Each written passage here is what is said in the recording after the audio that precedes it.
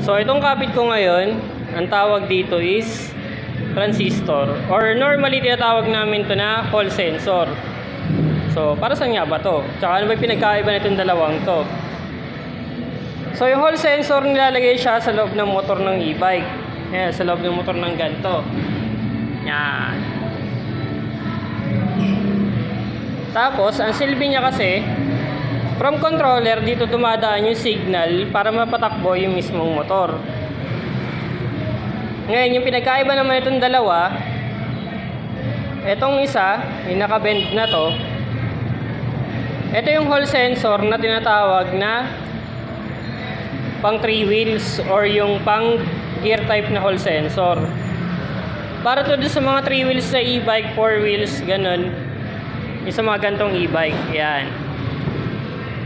At ito naman, ito yung pang hub type naman o yung pang motor type na hall sensor. Ginagamit naman to para sa mga gantong e-bike naman. Ayan, sa mga 2 wheels na e-bike na ganto or yung mga ganto, ayan, dyan naman ginagamit yung gantong hall sensor.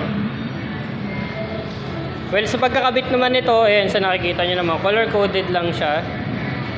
Next time ko na siguro i-demo sa inyo or ituturo kung paano nga ba magkabit nito at yung mga indications kung sira na ba yung ganto ng e-bike nyo at kailangan nyo na ba siyang palitan, or kung ano man yung mga bagay na kailangan nyo pa matutunan regarding dito sa hall sensor or yung tinatawag nga namin na transistor. So hanggang doon na lang muna. Salamat.